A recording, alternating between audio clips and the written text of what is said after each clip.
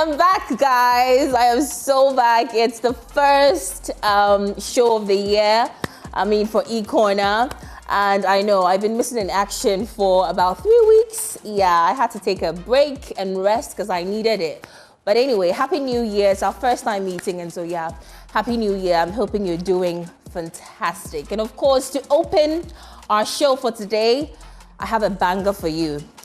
Now, over the past few days, millions of people across the world watched Ghana not through a polished tourism advert, not through a documentary, but through a live stream.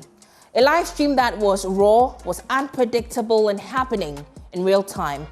American streamer IShowspeed, on his personal African tour, arrived in Ghana with a camera, a massive global audience, and of course, no script. Now, Ghana didn't invite him. Ghana did not control the narrative, but Ghana showed up. From food to music, from everyday street life to our history, and of course, our humor. What unfolded on that stream sparked conversations across the continent, and of course, beyond. It sparked conversations about culture, about identity, about readiness, and what it means to open ourselves to the world as we truly are. And so this morning, we are asking, what was the thinking behind how Ghana responded to that moment? And what does it mean for how we do tourism in real time? We'll get into that. But first, take a look at some highlights from IShowspeed's visit to Ghana.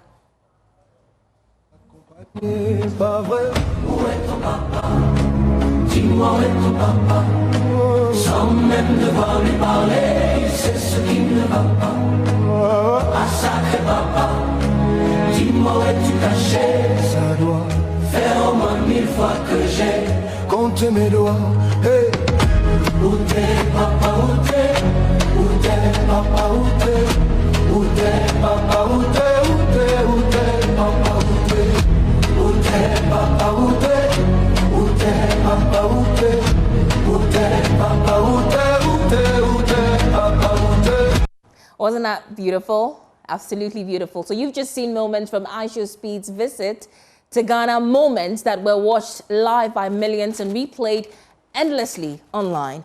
Now, joining me via Zoom to unpack the thinking, the strategy, the lessons, and of course, the conversations that followed is the Deputy CEO of the Ghana Tourism Authority, Abeiku Santana. Abeiku, thank you so much for joining us this morning. I know how much of an inconvenience this was to you, given your schedule. You're outside the country, but thank you. Can you unmute so that I can hear you? Yes, Noella, good morning. Good morning. And thank you so much for having me, and good morning to your cherished viewers. So I want this to be a very open, reflective conversation, not just about what worked, but about what we're learning as a country navigating global attention in real time. And so I guess my first question to you would be, when it became clear that IShowspeed was coming to Ghana, as part of his African tour, because he had announced that, what went into the decision to intentionally lean into that moment rather than, treat it as just one other, celebrity visit? Well, thank you once again. I bring you greetings from the Honorable Minister of Tourism, Culture and Creative Arts, Honorable Mamaga Ablajifa Gomashi, who directs the vision of His Excellency President John Dramani Mahama in resetting Ghana's tourism agenda by positioning Ghana as the most attractive cultural heritage destination in Africa, and of course, as cultural capital. And leadership of Honorable Mrs. Mamiefua Wajetu, my boss, whom I serve as her deputy. Now, your question. So about 2 months ago, if not more, the iShow team in America contacted the Ghana Tourism Authority to, as it were, help, facilitate the visit of IShowspeed Africa tour, which Ghana is among the 25 destinations that he has selected to visit. Right. And had a non-disclosure agreement, an NDA agreement with us, which did not allow us to disclose any information regarding his visit and whatever he was going to do until the day that he arrives in the country. So we complied with the directive or the terms in the Memorandum of Understanding, or the NDA. Now, there was a ground handling team.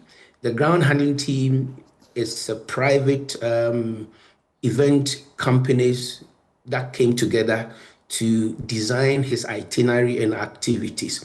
But as the heat and time was getting closer for Ghana's part of his visit, the team contacted us if we could fine-tune the itinerary. Right. The full itinerary was not disclosed to us until maybe 24 hours to his visit. So we took advantage of the opportunity to display Ghana's rich culture and heritage. And here, let me commend the National Security Coordinator and his deputy, who were very, very instrumental in the whole process. And I would also like to commend the IGP and the Director of Operations for the Ghana Police Service, who also deployed officers in also ensuring the smooth operation of the exercise that you saw. Right. Then I also like to commend the Commissioner General of Ghana Revenue Authority, whose office and professionalism saw the clearance of equipment, gadgets of the crew to have access into the country.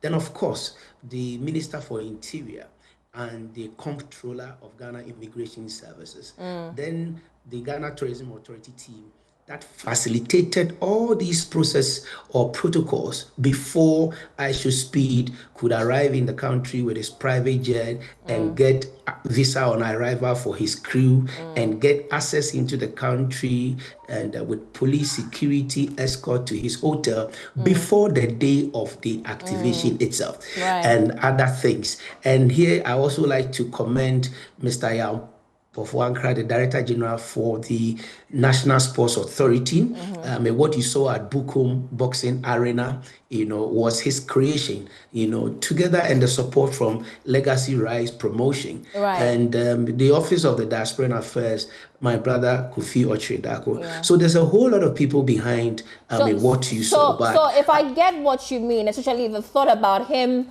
not sending his itinerary only 24 hours before he came into the country, would you say he wanted some sort of spontaneity with his whole, experience here in Ghana? Precisely, that could be his thought. And if you have followed the mechanics or the way IShowspeed does his live streaming, he wants his space to do his things. You understand? A lot of people don't know that IShowspeed present himself to be dumb, but he's not dumb. He knows what he's doing. Absolutely. The fun that he does and the things that he does, for people to have fun. He's very intentional. Very intentional about them. And he wanted to display or demonstrate Ghana in a certain way. And he had seen the love, the passion, the enthusiasm with which other countries had received him. But he wanted to project Ghana differently. And he wouldn't want too much distractions, because the mechanics of his streaming is such that when he's live, he can't break it. He's live from the start to the end. So any interruptions that would delay the activities that he wants to do will affect his plan. So he didn't want all those things to come out so that it could affect. In Nigeria, the experience was IShowspeed was rude. Rude because some people obstructed, delayed the things that he wanted to do. So if you realize, after the Nigeria incident episode, he came out to explain that he's not rude, but this and that. So we learned from the Nigerian experience, to make sure that we did not, bring the information. If you notice, the Kwame Nkrumah Memorial Park posted that IShowspeed was coming there and even mentioned the time. That made it change his itinerary altogether because they were not supposed to post it. Okay. So later they pulled down the post. Yes, because he would have probably started from Independence Square or somewhere, which I don't know, but he didn't want us to mention it, so that he will go there and have an immersive experience himself, But when people come and meet him, he loves it, but he has an agenda. Right. He knows what he wants to do. For instance, they flip back at the Black Star Square. It's something that he had planned. It's intentional. That's what he wanted to do. You must see on the spur of the moment that he's doing something, but he knows what he wants to do. I want to also comment, there are some faces, unknown faces behind the scene that I collaborated with. And here, let me comment the Director of International Marketing at Ghana Tourism Authority. Her name is Annabelle Mackenzie. Annabelle Mackenzie brought me on board to the local organizing team, together with Mr. Ananisia, also a colleague deputy CEO in charge of general services, and of course with the supervision and direction leadership from our CEO, Right. Honorable Mamiefu Awajeto, who directed us. Now, in the process, they wanted to explore some site attraction, but the team had to do the feasibility and assessment, looking at the time that he wanted to spend, whether it's possible or not. So you realize that in last minute, the helicopter came in last hour. In fact, the helicopter came in the day of his streaming, in the morning. The chopper experience was also another highlight. We'll get into that. But I noticed the intention behind immersing speed into our culture, not only our culture, but also our everyday life. We gave him a feel of our rural and urban experience as well. Would you say that was deliberate? Yes, it was deliberate. And all the touch points, like I said, they had a non-disclosure agreement. They knew that he was coming. The traditional leaders, they knew that he was coming, but they could not disclose. It was beautiful. Waterfalls, they knew. Right. Hamamat knew about it. The Honorable Minister, Jifa Gomashi, mentioned Hamamat, Shebata Museum to me, I think about 2-3 weeks even before he arrived. Now, so they knew. Abeiku, with live content, I do a lot of live presentations, and so I know what I'm saying. You lose a degree of control, but then you also gain authenticity. How did you balance coordination with, allowing things to unfold naturally?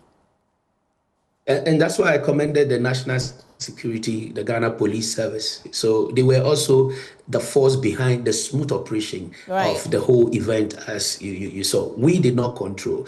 On our part, we did what we were supposed to do in terms of facilitation and coordination among the various touch points. But the security operation control was under the remit of the security service, the National Security and the Ghana Police Service. Right. Yeah, they did the whole control, because before he arrived at Bukum, the police were there in the morning. The National Security were there before. I know Yampov Wankra and co had meetings, even the helicopter taking off. You need permit before you can move helicopter, from one point to the other. Along the line, the itinerary even changed. At one point, it had to start from Usu Stadium and then Independence Square. It kept changing. Right. But I want to commend the team. It was a collective effort that we all came together to ensure that Ghana... And of course, that collective effort translated to the kind of responses we've seen people show on social media. Many people across Africa said they felt represented by how Ghana showed up, not just Ghanaians. So obviously that continental perception, was that part of the thinking process, you would say?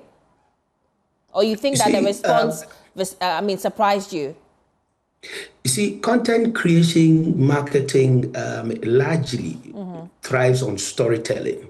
Okay. And we wanted a story that represents Ghana's culture, our identity, and how unique we are. Right. We had seen what he had done in Egypt, going live in the pyramid for the first time. We had seen the safari in Kenya, and we had seen the Morocco experience and the Ethiopia experience. But we also needed to tell our story. And our story is a unique story, our way of life. So we appreciate the concerns of Ghanaians, especially those who wanted him to visit some of our tourist sites and attractions. But due to some technical challenges and the constraint with time, that is what we could show. And we have to commend Ghanaians for the enthusiasm with which they received, our brother.